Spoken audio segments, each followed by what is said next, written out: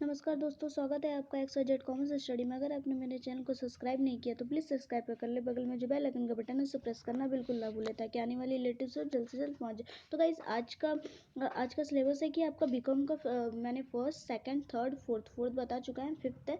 तो इसमें फिफ्थ का मैं बताऊंगी कि क्या क्या सिलेबस है आपका। मैं फोर्थ तक बता चुकी हूँ, ठीक है। तो आप लोग प्लेलिस्ट में जाके चेक कर सकते हो या फिर आप लोग ऐसे भी वीडियोज़ में भी चेक कर सकते हैं। फिर नाम लिखोगे तो भी जनरली चेक हो जाएगा, ठीक है। तो देखते हैं कि इसमें क्या क्या सब्जेक्ट है। इसमें भी जैसे 4 पेपर ही होता है दोस्तों, ठीक है। जैसे एक्सटर्नल आपका 70 मार्क्स का हो गया और इंटरनल हो गया आपका 30 मार्क्स का। तो इंटरनल आपके कॉलेज वाले डिसाइड करते हैं कि किस तरीके से लेना है, या फिर अभी तो कोरोना चल रहा है तो आप किस तरीक़ा से कॉलेज वाले डिसाइड करते हैं, या फिर ऑनलाइन लेना है, ऐसे लेना है, देख लीजिएगा, ठीक है।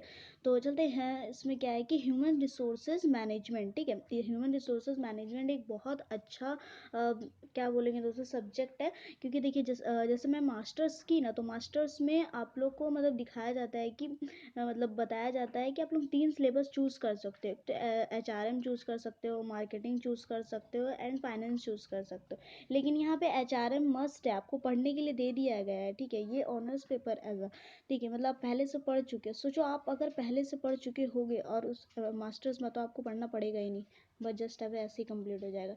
तो चलते हैं, देखते हैं कि क्या क्या है।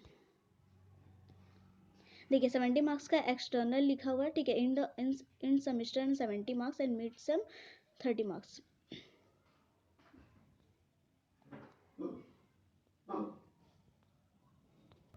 हाँ, तो इंट्रोडक्शंस में क्या है, ह्यूमन रिसोर्स मैनेजमेंट, उसका कॉन्सेप्ट है, फंक्शंस है, रोल है, स्टेटस है, कॉम्पिटेंसी है, मैनेजर है, HR पॉलिसीज़ है, इवोल्यूशन ऑफ द HRM है, HRD है, ठीक है। Emerging challenge of the human resources है, वर्क है, डाइवर्सिटी है and human resources information system है। ये पहला चैप्टर तो आप लोग को मस्ट है कि पढ़ना ही पढ़ना है, ठीक है। जब तक पहला चैप्टर नहीं पढ़ोगे तब तक तो समझ में नहीं आएगी कि HRM होता है क्या है, कि बाकी सब चीज़ और क्या होता है, ठीक है। ये उसका इवैल्यूएशन क्या होता है, उसका पॉलिसीज़ क्या होता है, तो नहीं समझ में आएगा। तो फर्स्ट चैप्टर क्या है, एक मस्ट है, ठीक है। और HRM आप लोगों को पढ़ के ऐसा आप लोग ये भी सोचो कि ऐसा नहीं है कि बस एग्ज़ाम पॉइंट ऑफ व्यू से पढ़ना बस हो गया, हल्का फुल्का पढ़ लिए बस हो गया। ये तो बिल्कुल मत करना, क्योंकि ये सब्जेक्ट अगर आप लोग को मास्टर्स कर रहे हो तो मास्टर्स में सेम सब्जेक्ट आप लोग को ये फोर्थ सेमेस्टर में मिलने वाला है, ठीक है। थर्ड एंड फोर्थ में मिले। थर्ड में जब जाते हो आप तो भी चूज़ करना पड़ता है कि आप क्या तीनों सब्जेक्ट में, तीन मैंने बताया कि HRM मार्केटिंग एंड फाइनेंस, ये तीनों सब्जेक्ट में एक सब्जेक्ट आपको चूज़ करना पड़ता है। तो आप लोग क्या चूज़ करोगे, तो आप लोग पहले से पढ़ोगे तो आप लोग बहुत ईजी लगेगा कि नहीं मैम तो बताइए, चलो ये चूज़ कर लेते हैं, ठीक है। ना कि आप लोग वहाँ पे क्या होता है ना कि सबसे मतलब हम लोग को क्या लगा था कि जैसे हम लोग जब कर रहे थे ना, तो सर जब चूज़ करने बोले ना कि मार्केटिंग चूज़ कीजिए, फाइनेंस चूज़ कीजिए, फिर HRM चूज़िए, हम लोग बहुत कंफ्यूज थे, ठीक है, कि क्या करेंगे नहीं करेंगे, ठीक है। पर मेरा फिर भी कंफर्म था कि मुझे तो फाइनेंस ही लेना है, ठीक है। पर फिर भी एक होता है ना कि सब दोस्त लोग मेरी ले रही है, कोई मार्केटिंग ले रही है तो कोई क्या ले रहा है, ठीक है। कमेंट में भी आया था, ठीक है, कि मैम मार्केटिंग लूँ, फाइनेंस लूँ, क्या लूँ, कुछ समझ नहीं। तो इस चीज़ में ना सब कन्फ्यूज़ होते हैं, ठीक है। जब मैं बीकॉम कर रही थी तो ये नहीं था, पर अभी शायद से ऐड ऑन हुआ होगा। तो कोई नहीं, चलते हैं, देखते हैं क्या यूनिट 2 क्या है। Acquisition of the human resources planning है, क्वांटिटेटिव एंड क्वालिटेटिव है, जॉब एनालिसिस है, जॉब सब्सक्रिप्शन है, जॉब स्पेसिफिकेशन, रिक्वायरमेंट है, कॉन्सेप्ट है, सोर्सेज है and selection of the concept and process है, and test and interview placement and inductions. आप लोग पढ़ोगे ना तो सीरियसली बहुत मजा आने वाला है। एंड ट्रेनिंग एंड डेवलपमेंट क्या होता है, concept and importance, identify the training and development needs है, डिजाइनिंग ट्रेनिंग है, प्रोग्राम एंड रोल स्पेसिफाई है, कंपटीशन बेस्ड ट्रेनिंग है।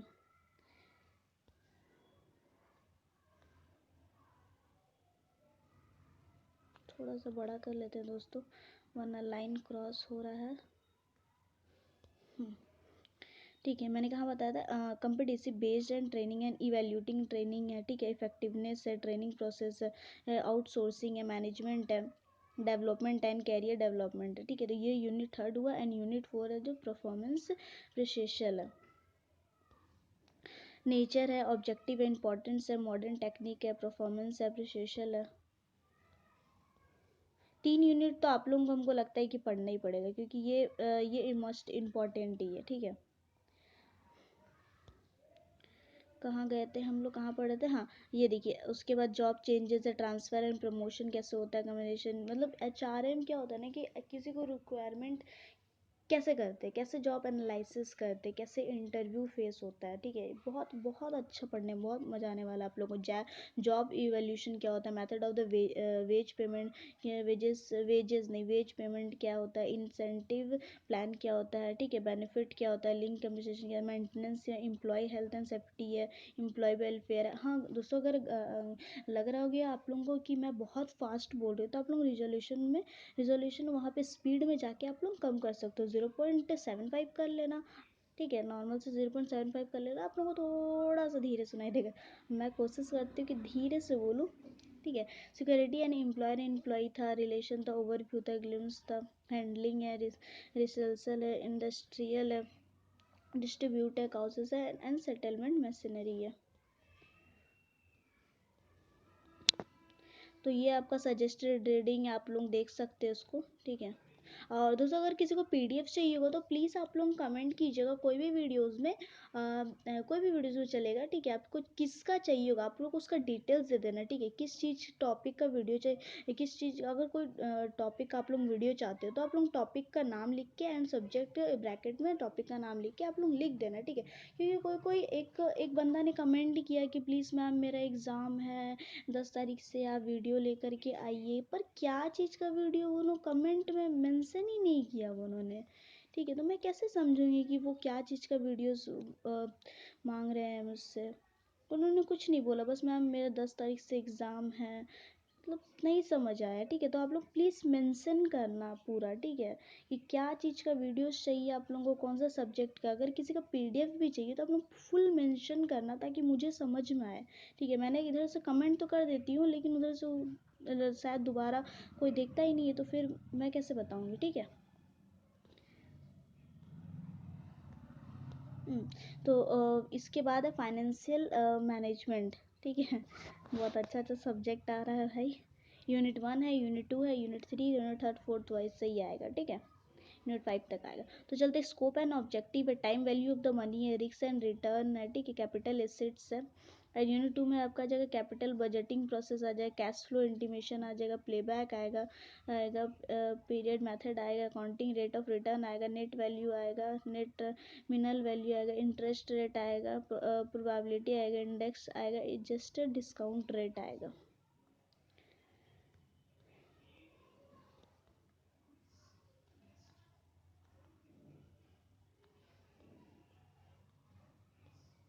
यूनिट 3, यूनिट 4, 5, ठीक है। कॉस्ट ऑफ कैपिटल में आ जाएगा financial decision and source of the long term financial intimation है, component of the cost of capital and method of the calculating cost of equality capital है, cost of the return earning है, ठीक है। Cost of डेप्ट है, cost of preference share है, weight average method है। Weight average method एक अलग चैप्टर होगा आप लोगों का, ठीक है।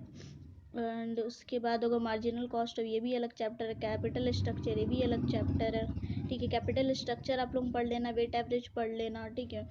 एंड कॉस्ट ऑफ डेप्ट नहीं, ये उतना ठीक ठाक है। कॉस्ट ऑफ कैपिटल ये पढ़ लेना, इसमें से आएगा ही आएगा।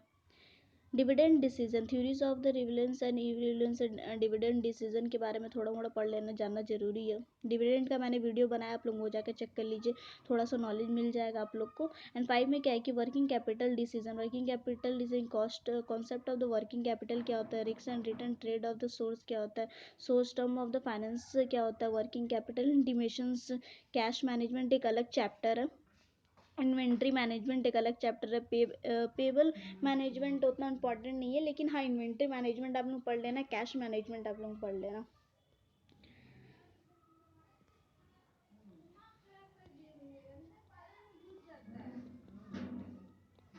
ये आप लोग देख लीजिएगा।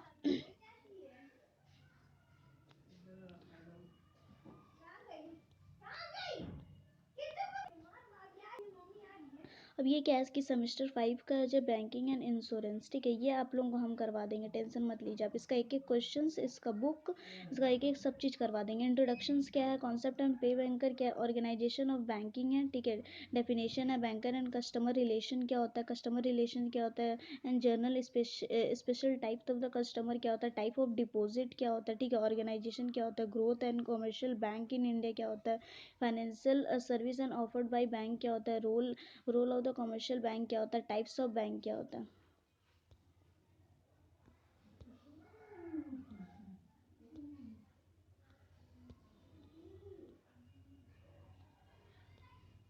ये आप लोगों को दोस्तों मैं करवा दूंगी, आप लोग बिल्कुल टेंशन मत लेना, ठीक है।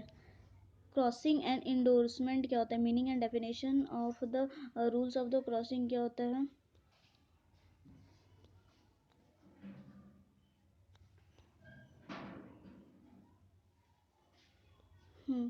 Duties and statutory protection of the due process क्या होता है, कलेक्टिंग बैंकर क्या होता है, ड्यूटीज क्या होता है, स्टेचुरी प्रोटेक्शंस क्या होता है, एंड होल्डर एंड ड्यूज क्या होता है, कॉन्सेप्ट ऑफ द निगलेंस क्या होता है, बैंकिंग लैंडिंग क्या होता है, principle of the sounding lending होता है, secured unsecured advantage, types of the advantage क्या होता है, एडवांटेज क्या होता है, types of the against advantage, various securities क्या होते हैं।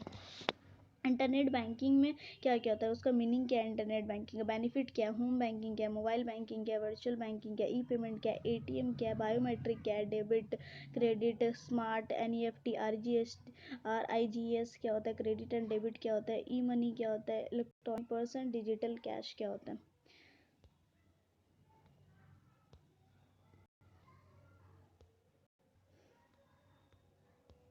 अब देखिए कॉन्सेप्ट क्या है कि इंश्योरेंस का भी बहुत अच्छा टॉपिक है दोस्तों। Basic of the concept of insurance क्या होता है, types of the business risk क्या होता है, असेसमेंट क्या होता है, ट्रांसफर एंड बेसिक प्रिंसिपल क्या होता है, और यू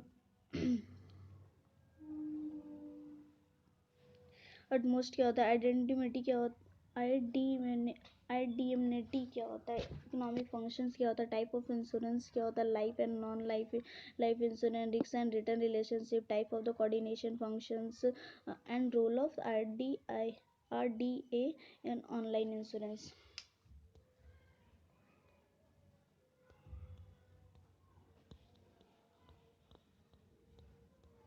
ये लास्ट होगा शायद ई कॉमर्स। ई कॉमर्स एक चैप्टर है पर इसमें तो दिखा दिया है।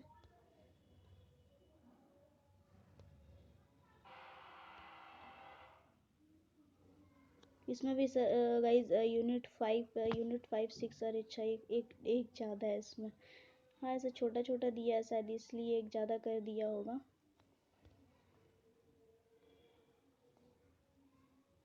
इंट्रोडक्शन में क्या है, ई कॉमर्स आपका बहुत एक अच्छा टॉपिक है दोस्तों, एक अच्छा चैप्टर है, एक अच्छा सब्जेक्ट है सब। ई कॉमर्स का नॉलेज आप लोग को रखना ही रखना है, ठीक है। Meaning and nature of the concept of advantage and reason for transaction online है, कैटेगरी है ई कॉमर्स है, सप्लाई एंड चेन मैनेजमेंट है, कस्टमर रिलेशन मैनेजमेंट होता है, फिर प्लानिंग ऑनलाइन बिजनेस क्या है, nature and dynamic of the internet है, pure online and bricks click business है, असेसिंग रिक्वायरमेंट है, एंड ऑनलाइन बिजनेस डिजाइनिंग है, एंड डेवलपिंग है, एंड डिप्लॉइंग है द सिस्टम है, ऑनलाइन टू वन इंटरप्राइज है, एंड के यूनिट 3 है, technology for the online business, internet है, आईटी इंफ्रास्ट्रक्चर है, मिडिल वेयर कंटेंट है, tax and integrating and in E business application है।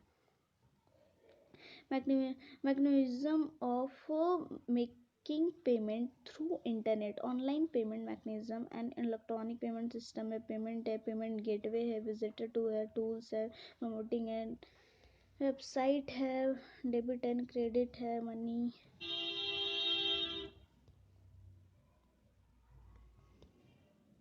एप्लीकेशन ऑफ ई कॉमर्स में आपका क्या आ जाएगा, application manufacturing wholesale and retail and service sector आ जाएगा, securities and legal expect of the e commerce में क्या आएगा, 310 ई कॉमर्स आ जाएगा, security of the silent and service provider आ जाएगा, साइबर लॉ आ जाएगा, इंफॉर्मेशन टेक्नोलॉजी आएगा, and overview and major provision आ जाएगा।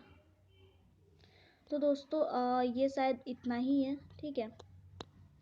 ये आपका ऑब्जेक्टिव क्वेश्चंस आ जाता है, ठीक है। 70 मार्क्स में क्या होता है ना कि ऑब्जेक्टिव क्वेश्चंस आते हैं, फिर 8 शॉर्ट आंसर क्वेश्चंस आते हैं, ठीक है। देखिए 8 शॉर्ट आंसर, जिसमें से आप लोगों को 4 लिखना पड़ता है, 4 क्वेश्चंस आता है लॉन्ग, जिसमें से आप लोगों को 2 लिखना पड़ता है। अच्छा ये भी 5th सेमेस्टर का ही है, C1 डिजिट 2। अब तो दोस्तों ये भी आप लोग को पढ़ना, ठीक है, कि सेकेंड सेमेस्टर 4 में filing and E filing of the return, ठीक है। E filing of the return हमेशा 4 होता है, पर शायद से 5th सेमेस्टर में आप लोग को 5 पर मतलब एटलीस्ट 6 सब्जेक्ट है। कितना मैंने 3 बताई, ये 4 एक और 6 सब्जेक्ट है। तो चलते हैं देखते हैं 5th सेमेस्टर का क्या क्या है। कॉन्सेप्चुअल ही होगा ना। प्लीज़ अगर मेरा प्रोनाउंसिएशन में थोड़ा ऊंच नीच हो रहा हो तो प्लीज़ आप लोग कोऑपरेट करना। Meaning of the e filing and difference दोस्तों, e filing difference e filing है, ये तो मैंने कभी पढ़ा नहीं है। Benefit of the limitation of the e filing है, e filing types of the e filing है, ई फाइलिंग प्रोसेस है, इसका नहीं मैंने नहीं पढ़ा है ये वाला ई फाइलिंग वाला। TDS, हाँ TDS है, GST रिटर्न है, ठीक है, ITR है, इनकम टैक्स है, बेसिक एंड टर्मिनोलॉजी है, टाइप्स ऑफ द एसेट्स है, income taxable and different heads है, बेसिक ऑफ द कंपटीशन है, टोटल इनकम है, टैक्स लायबिलिटी है, deduction of the available of the cross total income है, pan card है, due date है, filing of the income tax return, instructions है, RTR 2 है, ठीक है। उसके बाद आ जाएगा हमको introduction of the preparation of the electronic return है। TDS में आपका ई फाइलिंग एंड रिटर्न दोनों को एक ही बोलेंगे। TDS क्या होता है लेकर के आऊँगी आप लोग के लिए वीडियो TDS का एंड GST रिटर्न का। And introduction of the concept of the TDS provision है, रीडिंग है, मेरे को भी थोड़ा पढ़ना पड़ेगा क्योंकि ये TDS के बारे में मुझे अच्छे से देखना पड़ेगा वीडियोज़ में। Types of the proforma filing and TDS return है, प्रैक्टिकल वर्कशॉप होगा। GST में आपका क्या आ जाएगा, इंट्रोडक्शन ऑफ GST है, रजिस्ट्रेशन है, रिलेवेंट और नोटिफिकेशन है, e filing and GST return है, steps of the preparing and GST return है, प्रैक्टिकल वर्कशॉप है on filing and GST return.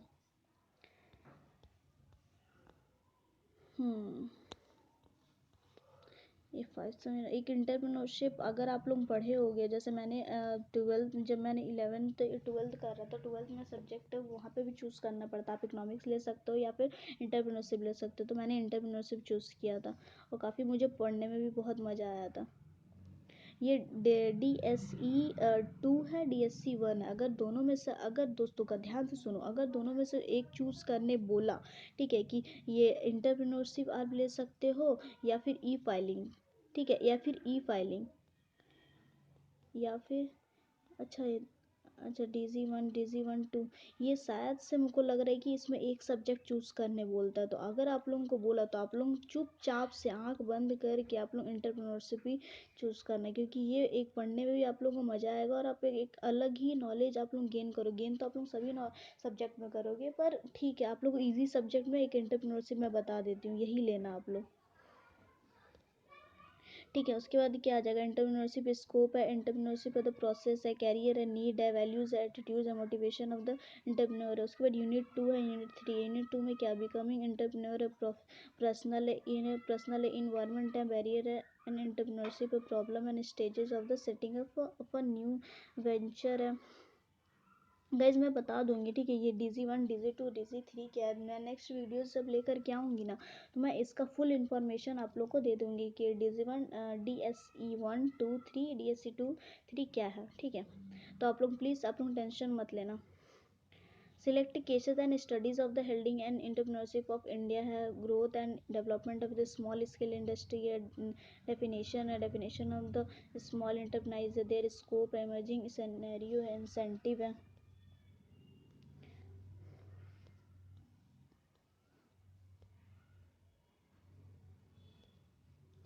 कहाँ पे थे हम लोग, इंसेंटिव है, कंसेशन है, टेक्नोलॉजी है, know how and appropriate technology है। अगर आप लोग ये देख रहे हो कि इसमें 13 लेक्चर ऐसा कुछ नहीं है दोस्तों, इसमें 13 लेक्चर है, क्योंकि क्या होता है ना, कोई कॉलेज में तो कभी कोई पढ़ाई नहीं होता है, ठीक है, कभी कोई कोई कॉलेज में बहुत पढ़ाई होता है, तो पढ़ाई के हिसाब से भी लॉकडाउन है, लॉकडाउन कहीं ना कहीं तो भी लॉकडाउन है, ये कितना कॉलेज में पढ़ाई नहीं हो रहा, ऑनलाइन हो रहा है, तो ये कॉलेज के ऊपर डिपेंड करता है कि वो लोग कितना लेक्चर में कंप्लीट करते हैं। वो लोग चाहे तो भाई 2 दिन में कंप्लीट करे, 10 दिन में कंप्लीट करे, फिर 1 महीना चला दे, तो ये लोग वो लोग के ऊपर है। अब 2 दिन, फिर कोई सोच रहा होगा मेरे सब्सक्राइबर लोग कि 2 दिन में कैसे होगा, 2 दिन में टीचर लोग कंप्लीट करा देगी, बस हल्का फुल्का पढ़ा देगी, बुक का मतलब स्टार्टिंग का फर्स्ट चैप्टर, बाकी बोलिए आप लोग कीजिए, तो बस वो हो जाता है।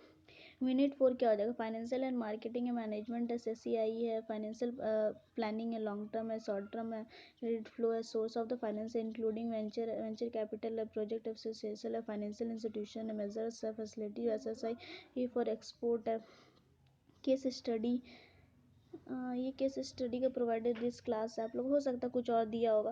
तो कैसा लगा वीडियोस आप लोग प्लीज़ कमेंट करके बताना दोस्तों। अगर अगर आप लोग को कुछ भी चाहिए अगर इस टॉपिक से रिलेटेड, ठीक है, इस टॉपिक से वीडियो से रिलेटेड कुछ भी चाहिए हो तो भी आप लोग कमेंट करके बताना, और प्लीज़ फुल डिटेल्स डालना। और मेरे चैनल को सब्सक्राइब नहीं किया तो प्लीज़ सब्सक्राइब कीजिएगा दोस्तों, क्योंकि मुझे भी कुछ तो मोटिवेशंस मिलना चाहिए ना, मैं इतना मेहनत कर रही हूँ आप लोगों के लिए, क्यों, मुझे कुछ मोटिवेशन तो मिलेगा।